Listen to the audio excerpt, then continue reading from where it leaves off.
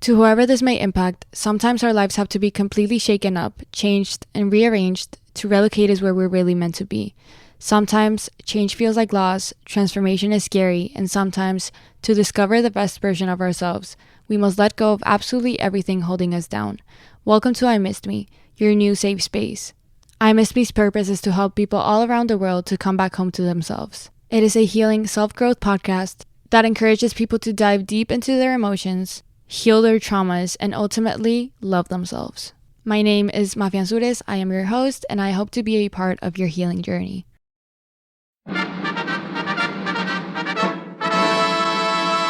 From Hollywood, California, the Lux Radio Theater presents Edward G. Robinson in Bullets or Ballots with Mary Astor, Humphrey Bogart, and Otto Kruger.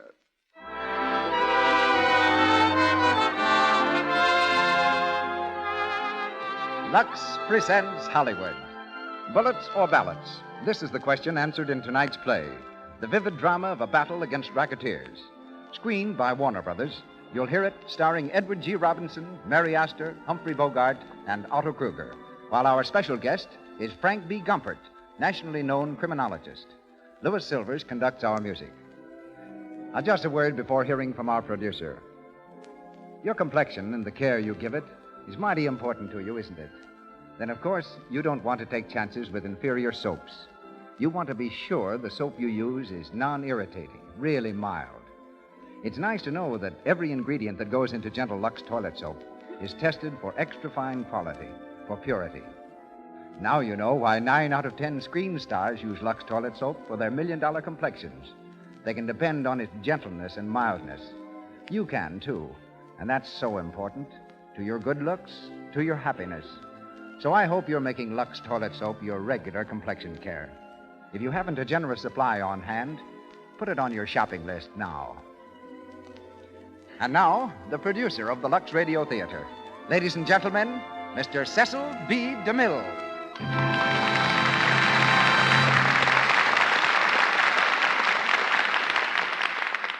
Greetings from Hollywood, ladies and gentlemen. Racketeering is a comparatively new word in the American language, but an old bugbear in American history. Following the Revolution, American vessels in the Mediterranean were plundered and their crews thrown into slavery so frequently that the United States, to continue commerce in those waters, signed a treaty with the pirates' ruler, the Sultan of Algiers.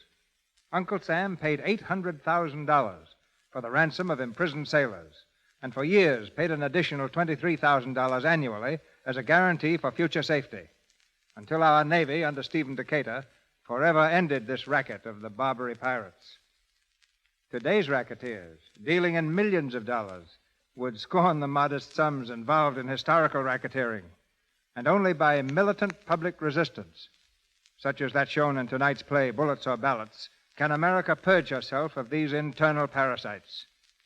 In his screen characterizations, Edward G. Robinson has often lived outside the law. But tonight, he walks a straight and narrow path as he pins a badge inside his coat and becomes, as he did in the picture, Detective Johnny Blake.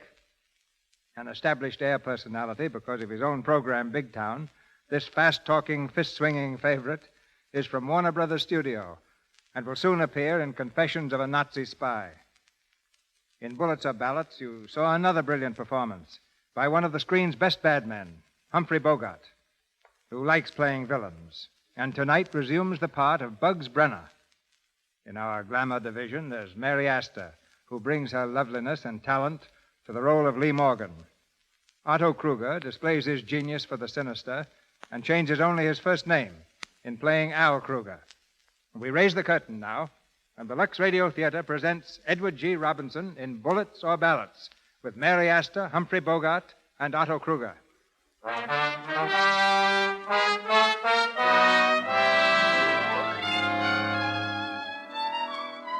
A radio station in a large eastern city. At a table in one of the smaller studios, a man reads earnestly from a typewritten page. Behind the glass enclosure, the radio engineer sends the speaker's voice out across the city into the homes of listening millions. The man nears the end of his speech. And so, ladies and gentlemen of the radio audience, there are 1,000 rackets Rackets which are forcing prices beyond the reach of the poor, looting business, food, laundry, poultry, dry cleaning. And still the American people let the racketeer go free. Men like Al Kruger, protected against the law, return from mock trials to collect their share of the $200 million plunder taken each year from this city alone. And again I say, these rackets must be stopped. Ladies and gentlemen, I've been ordered by the Crime Combine to discontinue these broadcasts. The gentleman who phoned added, or else. For his information, I shall continue to broadcast regularly, and my papers will continue their present policy of open attack on racketeers and directors of organized crime who are the really dangerous enemies of society. Ladies and gentlemen, you have been listening to Mr. Ward Bryant and his March Against Crime. Mr. Bryant will be heard again at this same time. Good night, Mr. Bryant. Good night, Joe. That was a fine speech tonight, Mr. Bryant. I heard it here on the speaker down the hall. Glad you like it. Get me a cab, will you, Joe? Sure. Yes, sir. You sure have the right angle on this racketeer business. Hey, look out! Look out, Mr. Bryant! Look out! Bryant! Mr. Bryant! Help! Paper, Ward Bryant killed. Editor shot down. Proceeding editor murdered. Gang bullets got Bryant. Ward Bryant killed. Gangster car killed.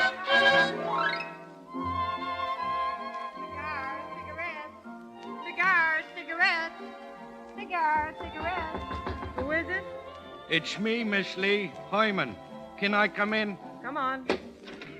Good evening, Miss Lee. How are you, Herman? They said you was in your office. So why are you surprised? How are the collections today, Herman? Oh, just fine, Miss Lee. You really got something in this numbers game. It's going to catch on up here in the Bronx even better than in Harlem. Here's one day's collections. Did you have to bring it all in nickels, Herman? No, ma'am. There's 2 other bags, too. Green money. Mm-hmm. That's very nice. Yes, ma'am. You know, if it keeps coming in like this, you can sell this cabaret and move right into Park Avenue. Thanks. We'll stick to the cabaret in the Bronx. Bye, Herman. See you tomorrow. Oh, say, there was something else I wanted to tell you. Never mind. It'll come. I remember. Yeah, I saw Mr. Blake when I come in. Blake? Yeah, that detective fella. Where was he? In the bar. The bar? Is he drinking? Yeah. What's happened downtown? Any extras out? Oh, yeah. Yeah, that publisher was murdered. The one named... That explains it. Oh, the name was... Never mind, Herman. Sit down and rest. I got it. Bryant. Thanks. Hello, Johnny. Oh, hello, Lee. Sit down a while. Don't mind if I do. Guess it's all right for the boss to chin with a guy she hasn't seen in months. How have you been, Johnny? Okay. Why'd you let me know you were here? Well, I was busy reading this about Bryant. Yeah, that was real brave killing, wasn't it? Did you know him? Yeah, a little. Swell fellow. He had a swell wife and kid. Gonna be plenty tough on them. Wife and kid, huh? Yeah. You're a funny person, Johnny. When you come out of your shell, you're really human. But I don't like to see decent people pushed around. When something big breaks down there in your old stamping ground, it gets under your skin, doesn't it? What makes you think so? It's the only time I ever see you take a drink. Oh, no, this is just a celebration. I found out who stole Mrs. Blausmeyer's laundry. That must have been something. It was. You weren't on the level. Oh, sure. I've been transferred up here now, regular. Well, That's a fine finish for a great police career, isn't it? Trying to find stolen laundry in the Bronx. Oh, well, it's better than being pensioned off at the fire horses. I'm not kidding myself. I'm no use to them downtown anymore. Oh, but with things like this Bryant killing going on, it looks like they need you plenty. They ought to have your whole flying squad back in action. No, they don't believe in kicking the rats in line anymore. Nowadays, you're supposed to kiss them and tuck them in. Your friend McLaren doesn't think so. Oh, McLaren's only a captain. He takes orders, too. So you just go on staying loyal to McLaren and the police department, huh? That's about it. And looking for laundry. Sure. But someday Mac will be back up on top. Then you won't have to worry about me anymore. Johnny, who killed Bryant? Al Kruger? You're sure of it? It wasn't Al himself, but one of his stooges. Bugs Brenner, maybe. How do you know? Well, Kruger had the most to lose by cleanup. He controls every racket in town. Yeah, not the numbers. The numbers? Say, that's small time. If it ever gets big enough, he'll grab it, just like he's grabbed everything else. Yeah. He's got an organization, that guy. Crime Incorporated. Protected right down the line. They can't lay a finger on him until we find out who's behind him. The higher-ups, you know, who see to it that he gets away with anything he wants, including murder. I wish they'd let you take a crack at this job. Why? Feeling sorry for me? Maybe. Or maybe it's just because I hate to see a swell guy eating his heart out. No, forget it. Well, see you around. When, Johnny? It's a long time between your visits, you know. Oh, I'll make it soon. Swell. Hey, I thought you didn't let Muggs into this place. I don't when I know him. Well, look who's coming in. Who is he? Crail. I sent him up to Sing Sing a couple of years ago. Well. If it ain't Detective Blake. So the parole board turned you loose on the public again, eh? Yeah, no thanks to you. Well, I hear they cut the big shot detective down to size.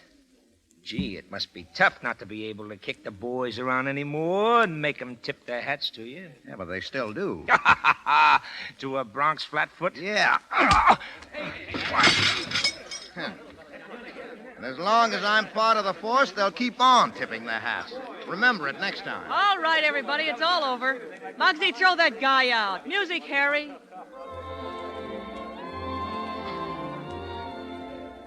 Well, I guess I'll go downtown, see what's going on. You haven't lost your gentle touch, have you, Johnny? I'll see you soon. Don't hurt your knuckles.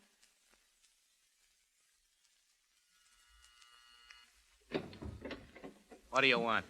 I want to see Al Kruger. Yeah? Blake's the name. Detective Blake. Oh. Wait a minute. Hey, Al. Yeah? A guy named Blake. Dick. Johnny Blake? Oh, come in, Johnny. All right, Vinci, get out. Hello, Al. How are you, Johnny? Sit down. Yeah, well, big night for you, huh? Working overtime. Yeah, that happens a lot. Well, your rackets must be doing all right. Yeah, about 5,000 last week. Yeah, 500,000, you mean? Maybe. I can't count that high. Cigar? Thanks. I thought you were homesteading in the Bronx. What are you doing down this neck of the woods? Oh, just poking around the old hangouts. What do you think of Bryant's death? Yeah, I was just reading about it. Too bad. He was a fine fellow. Now, they'll probably blame it on you, Al. You're telling me. A couple of the boys are up here from headquarters a half hour ago. They were very nice about it, though. Yeah, that's the trouble. They have to be. You'd have taken me around the corner and rolled up a newspaper. Yeah, I guess I would. But I didn't get much out of you the last time I gave you a going over. You came close to I it. wish I'd known it at the time. You'd have got some more. And I wanted to get you on that rap. Yeah, good old days. Yeah. You've traveled a long way since then. Well, you'd have gone a long way, too, if you'd thrown in with me the first time I asked you. Maybe I would. You'd have been a great help to this business, Johnny. You know more about the inside of this town than any bird that ever lived in it. If I'd gone in with you, Al, I'd have done it to nail you. No, you wouldn't. You never double-crossed anyone in your life, even a crook if he told you something in confidence. You rode the pants off of all of us, but you always let us know where you stood. Yes, you've always known what I thought of you.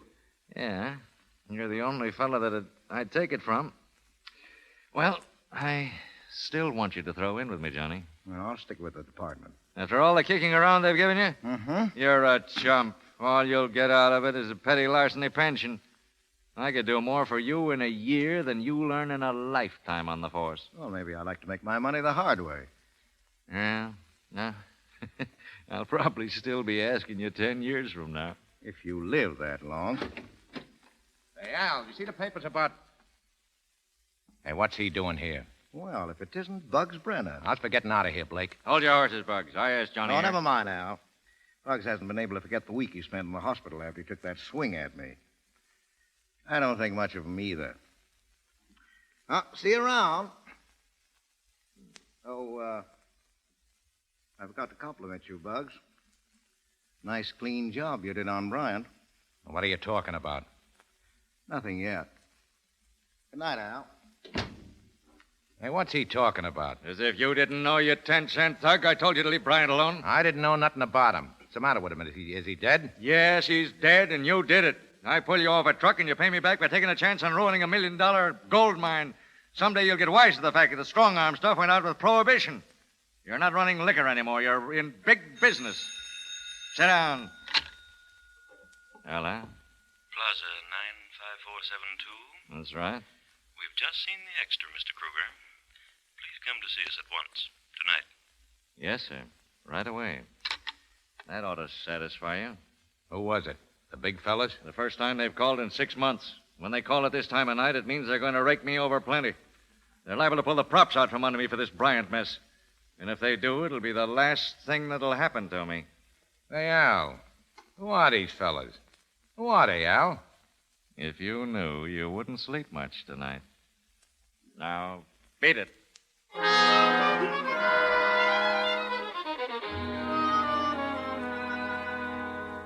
The killing of one leader, Mr. Ward Bryant, cannot stop these broadcasts. The march against crime will continue, faithful to the memory of one who died in the service of the people. Miss Lee. Shut up, The Herman. I first want to hear step had this. already been taken. A new police commissioner was recommended by the grand jury last week. A man with a splendid record and fine reputation for honesty and integrity. We are pleased at this time to inform our listeners that the appointment was ratified today. The new police commissioner of this city is Mr. Franklin McLaren. Mr. McLaren... Herman, Yes, ma'am. get Mr. Blake on the phone. Circle 0461. Yes, ma'am. Say, that's what I've been meaning to tell you about Mr. Blake. Well, what? Well, Mr. Blake got fired from the police force this morning. Fired? Someone's kidding you. No, it's true. You ask him. This Mr. McLaren started a big shakeup, and I fired a lot of fellas. But he was depending on McLaren. Well, you ask him, Miss Lee. Oh, now, where was I? Oh, yeah. Wait, never mind calling. I'll run over and see him.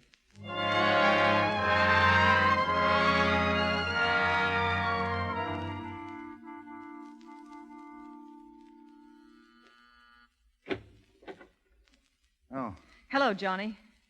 Well, how are you, Lee? I never thought you'd get over this way. Well, shall we just stand here and swing on the door? No. Come on in. Well, what are you in an uproar about? Herman said you were fired. That's right. Sit down. Make yourself comfortable. Who did it? McLaren. And you're the one that was telling me that when McLaren got on top, everything would be just fine and dandy. Well, I was wrong. Sure. It's about time you got wise to yourself. Around this town, the only reason friends pat you on the back is to find an easy place to break it. Well, you're a friend, aren't you? I guess you're dumb enough to think so. Oh, no, I'm not dumb, Lee. You like me pretty well. Well, that goes both ways. You know, if women and home life had been in my line, I'd have fallen for you a long time ago. It would have been sort of nice, wouldn't it? Yeah. It wasn't in the cards, Lee. You can't beat the cards, can you? No. You didn't get enough salary to save much, did you, Johnny? Oh, I'll get along. I suppose you'll be looking for a job. Mm-hmm. I thought you might like to come in with me and help me run the numbers game. What? You got all the help you need. Oh, I won't have. It's getting bigger all the time.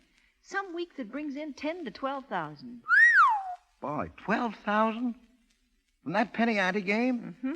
Well, the last time you told me about it, you were only getting a few hundred. I know, but they're crazy about it in Harlem, and now it's going over in the Bronx. Oh, please come in and help me run it, Johnny. You could do a swell job of building it up. You'd make a lot of money for both of us. Yeah, you're pretty regularly. You'll do it? No, not a chance. Any money I made would be just coming out of your pocket. I don't take money away from women. Well, I thought I'd tell you about it. Well, thanks just the same. I'm sorry you got kicked out. It's going to be tough for you to break into something new after all these years. Yeah, I guess so. What do you think you'll do? Well, I was just leaving to take in the fights. I've got a good card on tonight. Don't hurt your knuckles. So long, Johnny. Hiya, Johnny. Hiya, Louie. You missed a sweet battle, Johnny. Yeah, well, that's too bad. Yeah, your pal McLaren liked it a lot, What's too. that? McLaren, is he here? Yeah, right over there, see? Oh, yeah, thanks. See you later. Oh, hello, Mr. McLaren. Oh, hello, John. Congratulations on your new job. Thanks, John. They told me you were trying to see me today. Sorry, I was busy. Oh, it's okay. I can say it now. I just wanted to thank you for the kick in the teeth. What? Come here, Blake! I'll take your hands off me. Yeah, you can't sock the commissioner and expect to get away with it. You let go of me. Will you prefer charges, Commissioner? No, just throw him out in the street.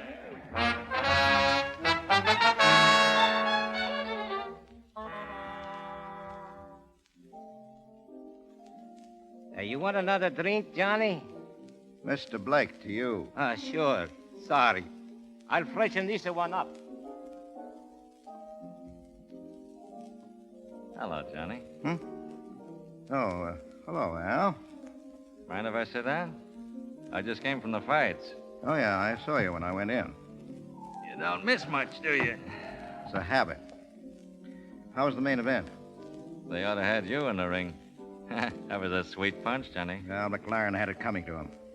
Oh, you're finally washed up. Yes, huh? plenty. A lot of thanks you got from McLaren and the public. It's not even that petty larceny pension you were talking about. But from now on, I'm going to see what it's like looking out for number one.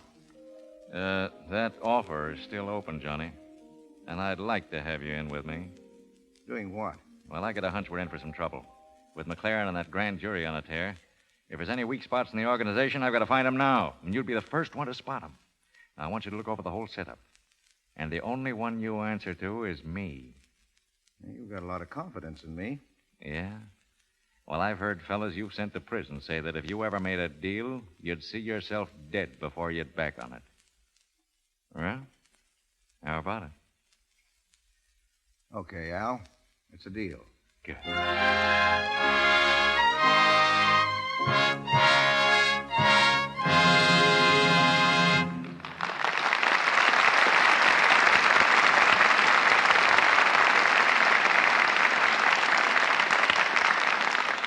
We have come to the end of the first act of Bullets or Ballots, starring Edward G. Robinson, Mary Astor, Humphrey Bogart, and Otto Kruger. The curtain will go up on Act 2 after our short intermission. But now, here's something that happened recently, which I would like to have you hear. Better hurry, Mary. We're going to be late. All right, just a moment. Gosh, you've been pimping for an hour now. Oh, don't exaggerate. I'm coming. Don't be cross, Bill. Oh, hello. I thought you'd never show up. Oh, say, you look wonderful. You like it? Like what? The hat, of course. Oh, gosh, the hat. Sure, I like it. But I like what's under it better. How about a little kiss? Come on. Let's get going. I'm going to be proud. There's nothing like a soft, smooth complexion to make a new spring hat do its best. And as a matter of fact, the best-looking hat in the world can't do much for a woman who's been careless about her skin. The woman who's let cosmetic skin develop. Dullness, little blemishes, enlarged pores. That's why clever women everywhere take the screen star's tip. They use cosmetics all they like, but they're always careful to remove them thoroughly with Lux toilet soap. This mild white soap that 9 out of 10 screen stars use has active lather. Let it help you keep skin smooth and soft, lovely to look at, nice to touch. Mr. DeMille. Act 2 of Bullets or Ballots, starring Edward G. Robinson with Mary Astor, Humphrey Bogart, and Otto Kruger.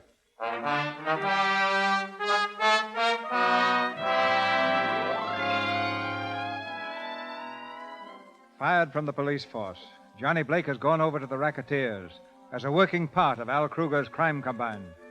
But now an outraged citizenry demands action. Swiftly and without warning, the new police commissioner cracks down. McLaren, Dynamite's racketeer. Police start cleanup. Loan sharks running. Laundry racket smash. McLaren raids jewelry fancy.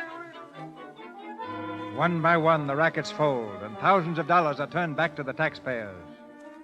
In a hotel room, Joe Vinci, the latest racketeer to feel the lash, savagely reads the headlines. Police raid jewelry fences. 200,000 in diamonds recovered. 200 grand. Well, that fixes my business plenty. You ain't getting it any harder than the others. It's phony to me. The cops couldn't have found out hideout without somebody tipping them off, and I'm going to find out who's doing it. You don't have to look far. All this has happened since Blake got in. What are you talking about, Bugs? I'm talking about Blake. I'm going to ask him a few questions. Hello, Louie. This is Bugs.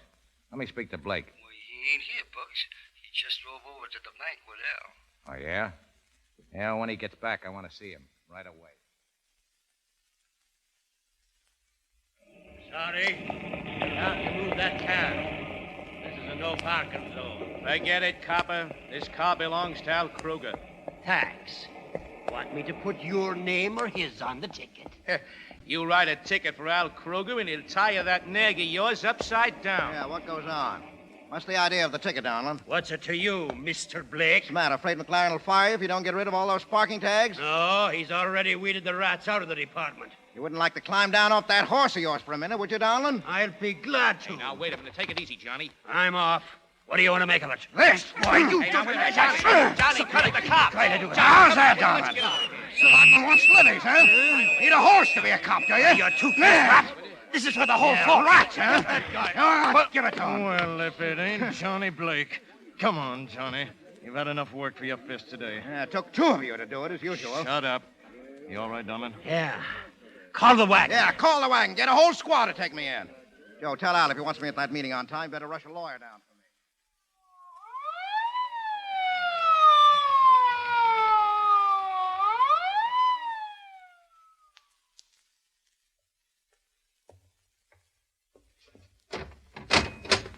In here, you. Thanks. Now, someday, McCoy, I'll run into one of you boys when you're alone. I'll mark off the days on my calendar. How are you, Johnny? Well, hello, Mr. McLaren. How'd you get in here ahead of me? Well, they sent me word that you were on the way. And that I socked Donlin too hard? Well, you didn't do him any good. Or me either, that night at the fights. You know, Johnny, you ought to learn to pull those punches. Well, if I pulled them, they'd look phony. How's your jaw? Still in a sling. Well, what do you start the fuss for this time? I had to see a loan. This was the only way I could manage it.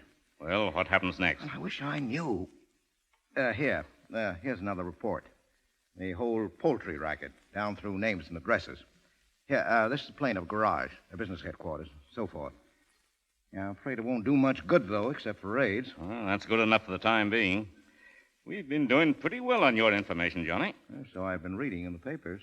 Did you find out who bosses Kruger? Well, all I know is that there is somebody higher up, and he controls everything. Now, if we can nail that bird, the whole works will fold up from the inside. Does Brenner know who it is? No, nobody except Kruger. Do you think you'll ever get it out of him? No, not a chance. Well, how are you working it? We've got to know. Now, look, Brenner is Kruger's number one man. If anything happens to Kruger, and I'm going to see that it does, Brenner steps up. But I'm not going to let him, because I'm going to step into Mr. Brenner's spot. How? Well, I don't know yet. Is that all you got to tell me? Well, that's all for now, except keep on smashing him as fast as you get my instructions. When the break comes, I'll know what to do. Until then, you've got to play the cards the way I deal them. There's only one thing tough about it, though. What's that? Al Kruger. Now, he's just as much of a rat as the rest of them. He'd knock me off in a minute if he found out, but then I'll hate to cross him. Because you haven't given him an even break? Yeah. Well, I haven't given you one either. We had another man on the force who tried to smash that mob. They threw acid in his face. His headlights don't burn anymore. I handed you a rotten job, Johnny. Oh, I asked for it. Hey, all I know is handling mugs. I'd have come back to work for you if I had to ride a horse or hand out traffic tickets. Blake. Yeah? Kruger's lawyer's in the office. There's a writ for you. All right. Come on. Oh, so long, Mac. Well, take care of yourself, Johnny. Sure, and as soon as I'm set, you'll hear from me. In the meantime, make them tip their hats.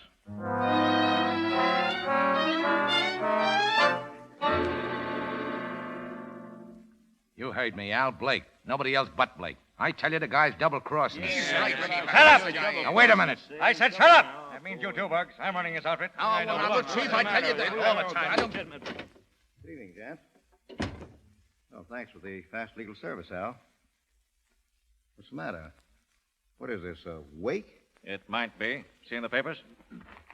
New racket raids, net 21. Nice picture of McLaren. Yeah.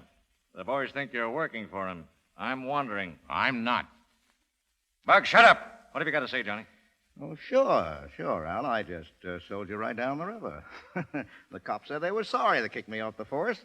Why, McLaren sent me a basket of flowers for hitting him on the jaw. Said if I want to come back, he'd give me the whole Bronx to wander around in. I wouldn't clown, Johnny. We're wise to you, Blake. You're true. No, I'm just starting. Hey, now listen, copper. Take your hands off. I don't like guys that put their hands on me. Let's keep this a business meeting. All right. Start talking. Al, I went to work for you because you wanted help. I didn't come to you. You came to me. Now you think I crossed you?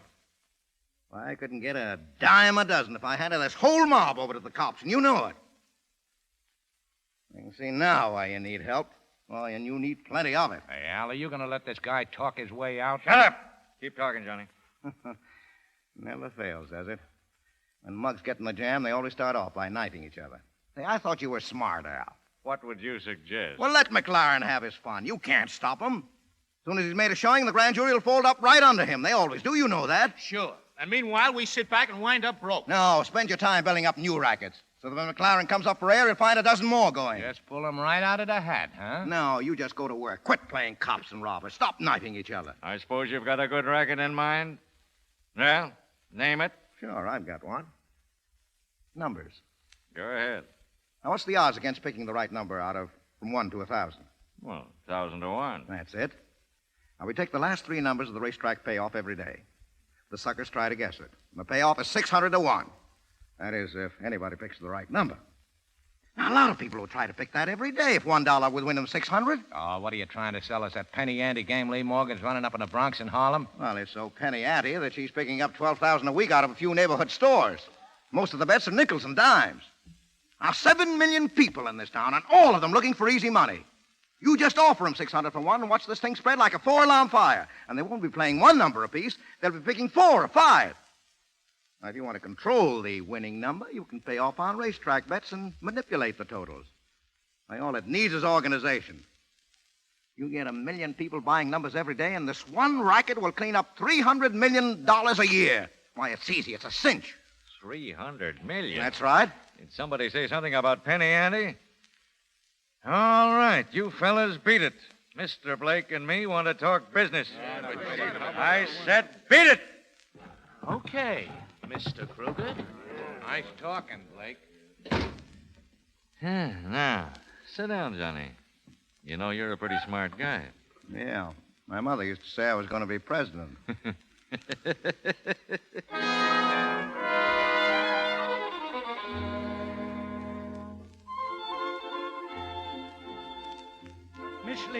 Miss Lee, I gotta see you right away. What's the matter, Herman? Where'd you get that shiner? Miss Lee, it's important. Come inside. Well, Herman, spill it. They took the money away from me. The numbers money, the bag and everything. Who did? I don't know. Some men. They stopped me on the street. They told me to keep my face out of there. They said I couldn't even make collections no more. Oh, they did they? All right. Sit tight, Herman. What are you going to do? They're mugs, Miss Lee. I'm going to tell Johnny Blake about it. He'll run those chiselers right off the end of the 93rd Street dock. Wait here. I'll be right back.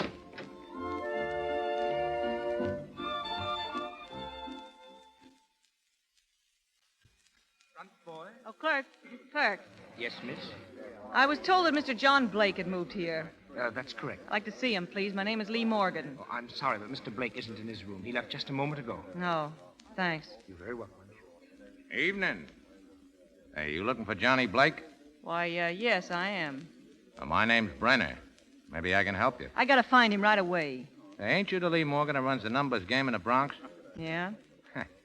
I hear they started running you out of it tonight. Well, they won't get away with it. Yeah, I know. It's a dirty trick. I don't blame you for gunning for Blake. Gunning for him? Yeah. He's the one that's taking it over. Blake. You're a liar. Oh, he's grabbing it to put himself in strong with Al Kruger. Why don't you go in and ask him? He's in the coffee shop. Yeah? Thanks. Hello, Johnny. Oh, Lee. Well, sit down, Lee. Thanks, but I may not be staying long. No? What's on your mind? Just one thing. Are you taking over the numbers game, Johnny? Well, are you? Yes. Why? I can't tell you. I see. I tried to take you in with me. Sort of worked out better to toss it to the wolves, didn't it? Well, I thought they'd let you keep on running your end. I guess that wasn't poetry about friends finding an easy place to break the back. So long, Johnny. Good luck to you.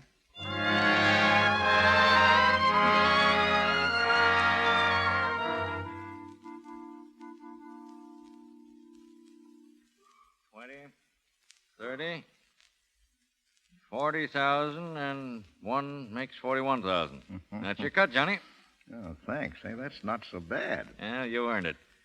That was a great idea, taking over the numbers. Guess it was. By the way, you better sink that cash in a safety deposit box. Don't put it in a regular account. No? No. Oh, sure. Safe deposit. Oh, I get it. Is that what you do, Al? Yeah, it's easier to get at it, and they can't trace it.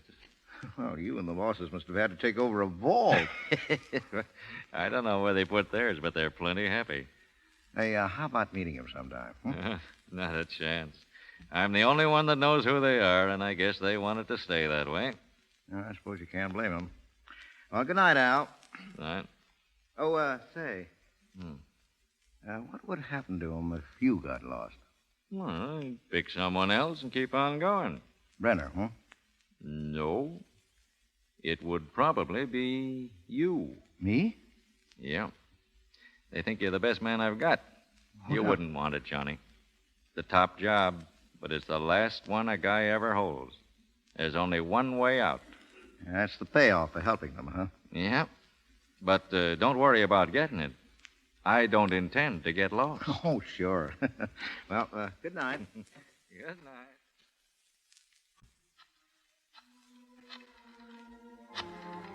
Hello? Hello, McLaren. Yeah. This is Johnny Blake. I'm ready to go, Mac. Grab Kruger right away. Wait a minute. I can't cover an arrest like that. Well, you've got to, and put him where nobody can get at him. What are you going to do, Johnny? Well, I've got no time to answer questions. I know, but... Wait, that's not all. Crack down on Brendan's milk racket. Break it up. Smash it, do you hear?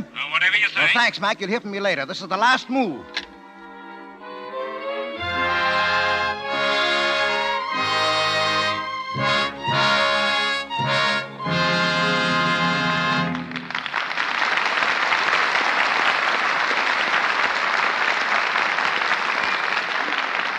Pause for station identification. This is the Columbia Broadcasting System.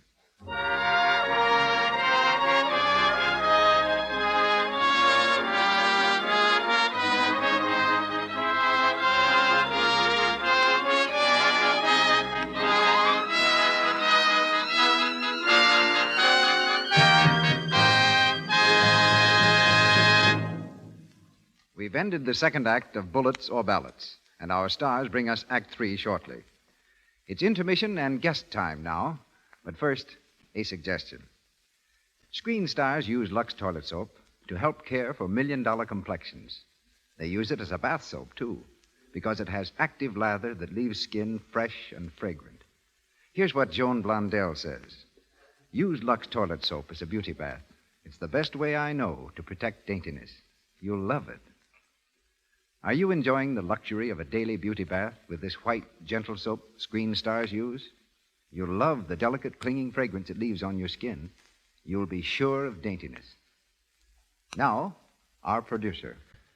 The battle that Johnny Blake is fighting in our play against racketeering and terrorism is being fought throughout the country by men like tonight's guest, Mr. Frank B. Gumpert, who matched the brawn and daring of gangsters with the relentless weapons of science. Mr. Gompers is the criminologist in charge of the research laboratory of the Sheriff's Office of Los Angeles County.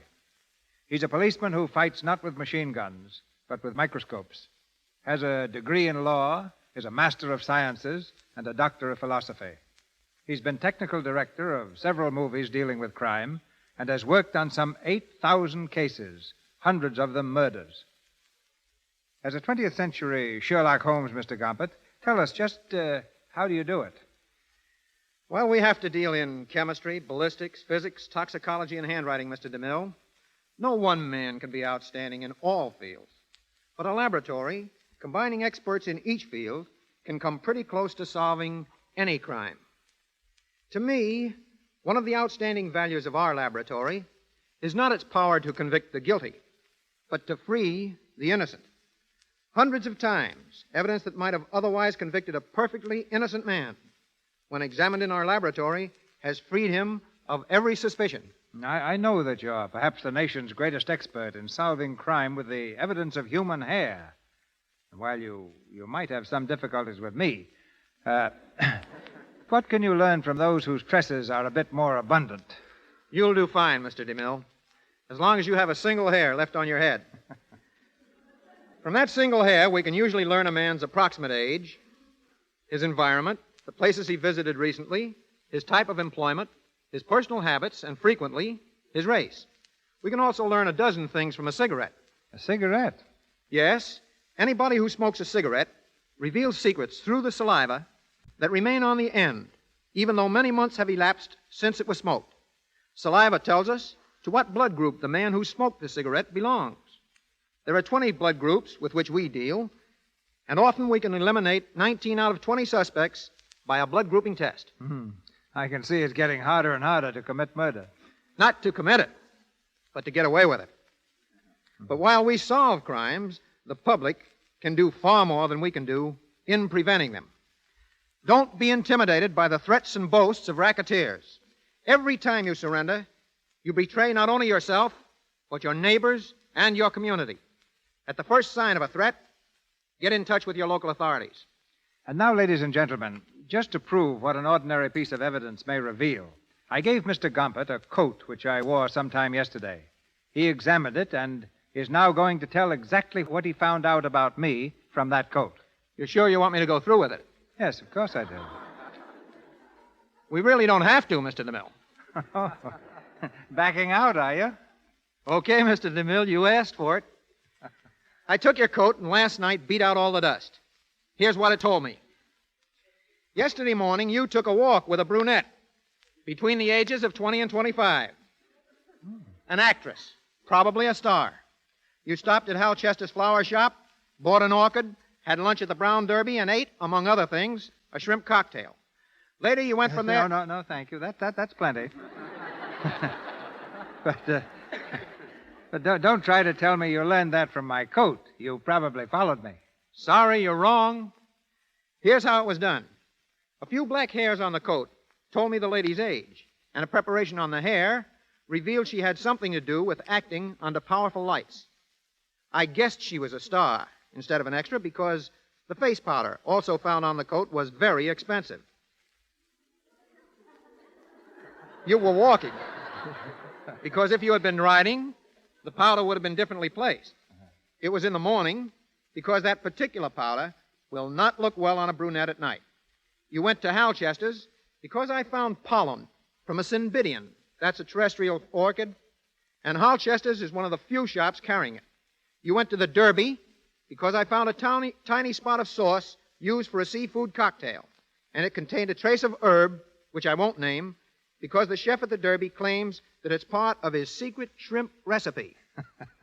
You win, Mr. Gompert. But who was the girl? Well, that's for you to reveal. Well, it happened to be my daughter, Catherine. I have only one suggestion to make. The next time you go to the Derby for lunch, how about asking me along? And thanks for the invitation here tonight. Great detection. Great detection, Mr. Gompert. Not to date.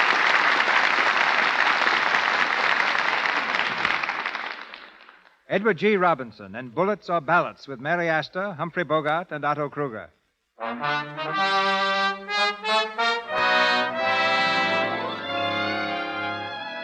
Confident that the higher-ups will choose him to replace Al Kruger, Johnny Blake has ordered the gangster's arrest. The trap is ready to spring. But Bugs Brenner arrives at Kruger's apartment first. He faces the leader, a revolver in his hand. Well, hello, Bug. What are you doing over here? The cops just smashed my milk racket. So? So I'm starting to take over the numbers game.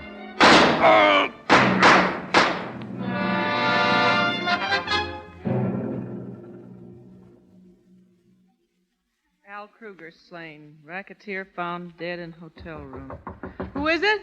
Good morning, Miss Morgan. Oh, come in. Mr. Brenner, wasn't it? Yeah, that's right. A lot of news in that paper. Yeah, who did it? I don't know. We're trying to find out. Thought he was your friend. Yeah, he was. You don't seem very upset about it. Well, there ain't no use crying if the dice fall that way. Well, what do you want? And do you want to go back in a numbers game? What are you trying to do? Kid me? Ah, you started a game. You ought to have a share in it. And I suppose Mr. Blake will let me have it. He'll have nothing to say about it. I'm running things from now on. If you want the Bronx and Harlem districts, they're yours. If you need protection, you'll get it. Yeah, that sounds good. Too good. You don't trust me, huh? I don't trust anybody. Well, neither do I. Now, we ought to work fine together. How about it? You're going to take it away from Blake? Yeah. All right. Go ahead and take it. Ah, that's the girl. Hey, come over here. Now, we'll get along swell, you and me, huh? Yeah. In the numbers game. Okay. I called the boys for a meeting tonight. They don't know it yet, but they got a new boss.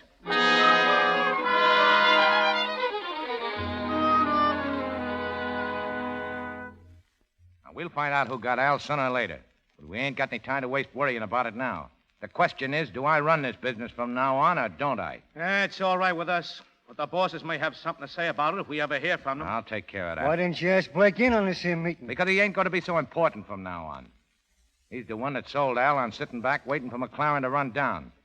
Well, it ain't worked out that way. I'm going to put the rackets back in full swing, whether there's trouble with McLaren or not. Well, I'm sorry I'm late.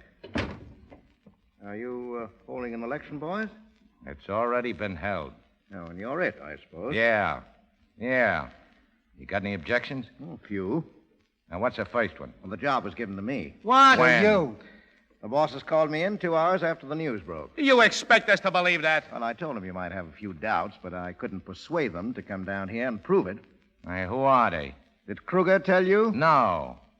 But I think I'll keep sitting in this seat till I hear from them, personally. Sit anywhere you want to, but don't try and stop me from carrying out orders. I have to take charge of the week's collection and have it to them by 10 o'clock tomorrow night. I'll meet you boys at the garage at 6. Oh, no, you won't. How do we know they called you? Yeah, how do we know? Because I'm telling you. Is that enough? No. I'll answer Here, that. Get away from that, Blake. Hello? Who? Yeah, he's here. Who's this? Okay.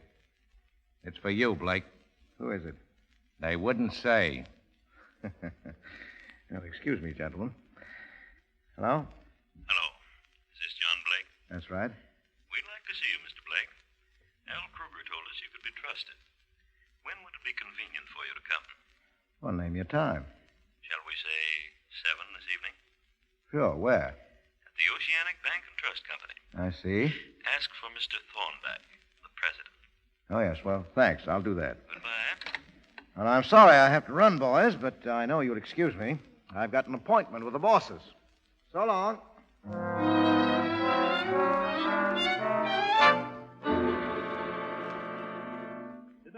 Sit down, Mr. Blake. My name is Thornback. Oh, yes, the president, huh? Hmm? That's right. This is Mr. Hollister. How are you, Mr. Hollister? How do you do? And Mr. Caldwell. Mr. Caldwell, of the Caldwells? Well, so you're the heads. Yes. No wonder the organization has been so well protected. Why did you try to take Kruger's job over? Oh, I didn't try to take it over. I took it over. Well, didn't you think we might object? Well, why should you? I've proved that I can run it better than anyone else. Renter isn't any good. Yes. You have given us quite a bit of revenue. I've given you more than any 4 of them put together, and I'll keep on doing it, provided you give me a few breaks. You know, I'm not in this for fun. You satisfied, gentlemen? The job's yours, Blake. Thanks. You're not making any mistake. Oh, incidentally, Mr. Blake, you're the only one who'll know who we are. I understand that. Now, the first thing we want you to do is collect our receipts from the garage tonight and bring them here. Yeah? Well, I already arranged to collect them. Oh? Will it be all right if I get here at 10? Quite all right. Now, before we get into the detailed instructions, I suggest we have a drink to Mr. Blake's success. How about it, Mr. Blake? Oh, thanks. It'll taste pretty good. Hello? Hello, McLaren? Yeah, Johnny? We're all set, Mac. I'm in with the big shots. Who are they? Well, what's the difference? You can't pick them up yet. You'll have to catch them with the dough to make it stick. Well, go on. Now, look, I'm meeting the boys at 6 tomorrow night at that garage I told you about. When you see me leave there with the dough, pull up fast and raid the joint. Go on. Then send your men to 24 and Wall. I'll pass there at 10 o'clock sharp to meet the big shots in their office. When I give the word, you can make the pinch. Nice work, Johnny. Now, remember, a few minutes after 6 at the garage, and come in shooting. That's all, Mac. All right, then, in the garage. Okay.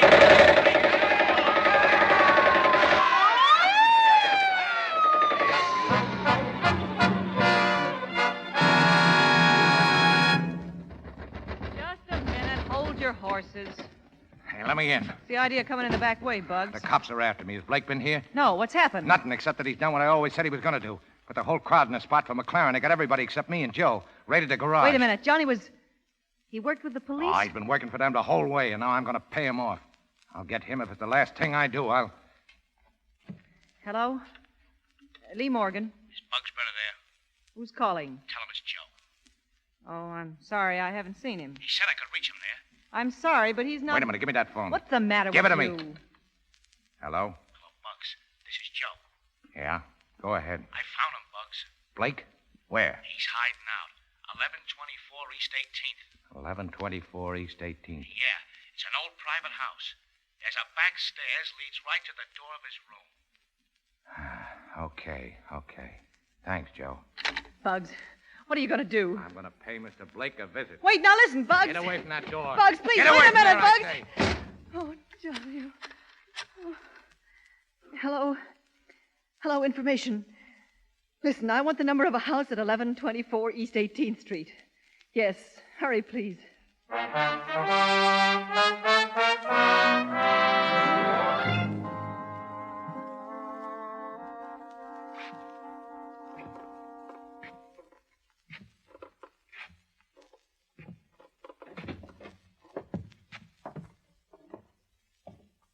All right, Blake.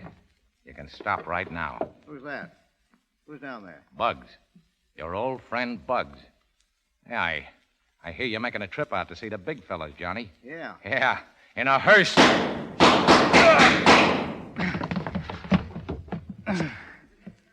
Well, too bad, Bugs. You only hit me once out of 4 shots.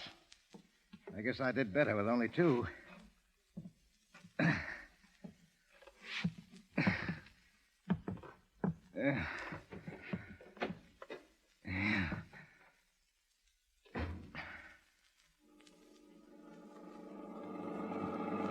Johnny! Oh, hello, Lee. Johnny, I tried to call you. There was no phone here. Yes, I know. Has Brenner been here? Yes, he's in there on the floor. Oh. Are you all right? Oh, sure. Drive me over to Wall and 24th, will you, Lee? All right. I've got some business. Sure, Johnny. I was afraid he'd kill you. He told me you were working for the police. Yeah, on and off. I've been a heel, Johnny. The things I said that night at the hotel. Well, you didn't know. Forget it. I tried to stay sore, but it seemed sort of funny not seeing you around. You're all through with it now, aren't you? Yeah. I'm glad. You can go back on the force. Maybe the Broadway district. Yeah, maybe.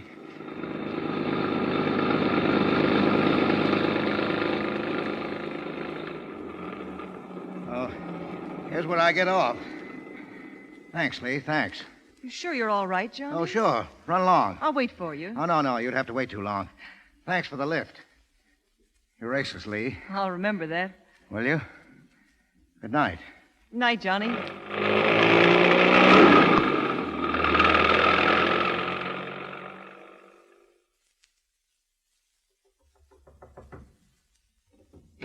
Oh, hello, Blake. How are you, gentlemen? Well, 10 o'clock on the dot. You'll keep your appointment. Yeah, I wanted to make the first job perfect. Here's the money. All right, open it up. You have any difficulty with Brenner? Oh, no. We got along fine. Well, how does it feel to be head of the organization? And I've been waiting for a night like this for 15 years. You deserve it. Thanks. Will you gentlemen need me any more tonight? No, we'll contact you next week. Well, that's fine. Wait a moment. Huh? What's the matter with you? With me? Oh, nothing. Why? You're hurt. Oh, no. Everything satisfactory, gentlemen? Yes, of course, but I... Well, good night, then, gentlemen. Good night.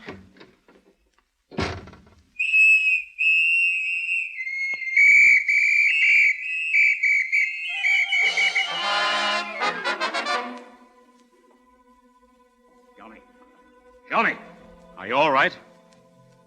Hello, Mac. Did you nail him with the dough? Yeah. Well, that's that. Who got you? Brenner? Yeah. Oh, where is he? He's washed up. Check the bullet he put into me with the ones that killed Bryan and Kruger. They're all from his gun. You didn't miss a bet, did you? I try not to pull the punches this time. I guess Brenner didn't either. Oh, don't worry, Johnny. I'm taking you to the hospital. Oh, no. Won't do any good. So long, Mac. Just keep kicking him in the line, Mac. I would, Johnny. Yeah, I'd like to think that when the mugs see a policeman, they'll keep on tipping their hats.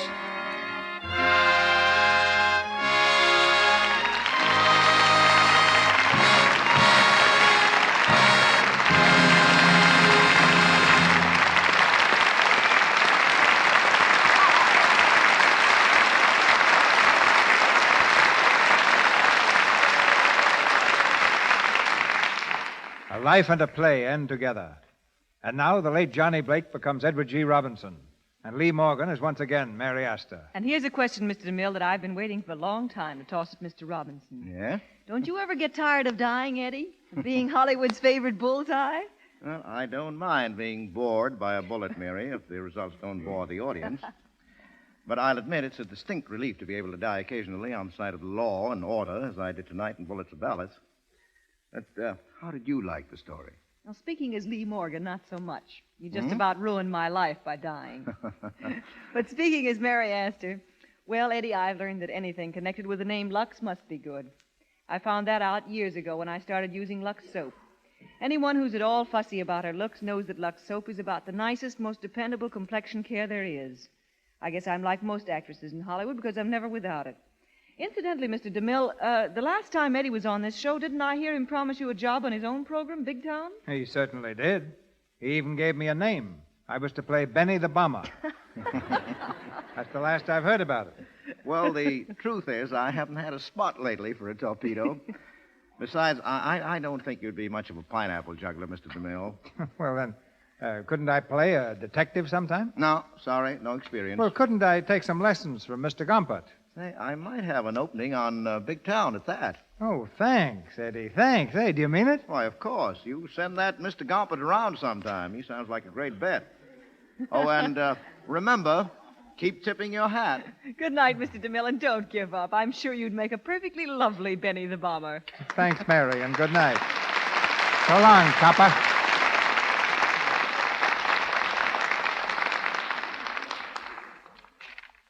You'll hear from Mr. DeMille again in just a moment when he brings you great news about next Monday's program. Our stars were assisted tonight by Edward Marr as Joe Vinci, Wallace Clark as Franklin McLaren, Chester Clute as Herman, Lou Merrill as Thorndyke, Ted Bliss as McCoy, Wally Mayer as Crail, Lindsay McHarry as Ward Bryant, Galen Galt as Doorman, Ross Forrester as Louis, Earl Ross as Donlin, and Frank Nelson as Hollister. Mary Astor's new film is Paramount's Midnight. Humphrey Bogart is from Warner Brothers Studio and is now appearing in Dark Victory, which stars Bette Davis and also features George Brent. Louis Silvers is from 20th Century Fox Studio. He directed music there for the story of Alexander Graham Bell. Here's news for our Canadian listeners. Beginning this week, 28 Canadian stations are joining our network for the broadcast of the life and love of Dr. Susan. The makers of Lux Toilet Soap bring you this enthralling story about the love and problems of a young, attractive woman doctor every afternoon, Monday through Friday. Look in your newspapers for the time and station. The life and love of Dr. Susan comes to you in addition to the Lux Radio Theater. Our producer, Mr. DeMille. An average young man marries into a wealthy family, only to find that neither big business nor a glittering social life can alter his affection and ambition for a racehorse named Broadway Bill. Bill's adventures on the racetrack and our hero's experiences with his wife's relatives provide the gay and romantic play you'll hear next Monday night. And leading Broadway Bill to our barrier will be 4 Hollywood stars who are favorites at heavy odds: Robert Taylor, Francis D., Gail Patrick, and Raymond Walburn.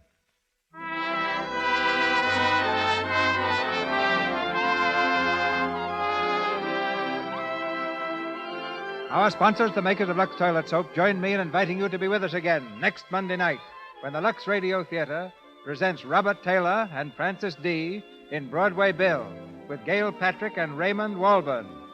This is Cecil B. DeMille saying good night to you from Hollywood.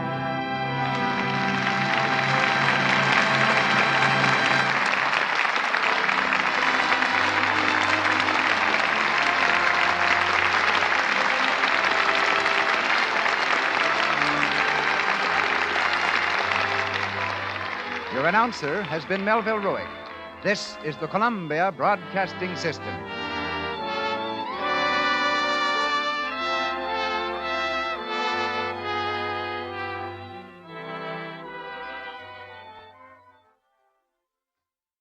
To whoever this may impact, sometimes our lives have to be completely shaken up, changed, and rearranged to relocate us where we're really meant to be. Sometimes change feels like loss, transformation is scary, and sometimes, to discover the best version of ourselves, we must let go of absolutely everything holding us down. Welcome to I Missed Me, your new safe space. I Missed Me's purpose is to help people all around the world to come back home to themselves. It is a healing self-growth podcast that encourages people to dive deep into their emotions, heal their traumas, and ultimately love themselves. My name is Mafian Sures. I am your host, and I hope to be a part of your healing journey.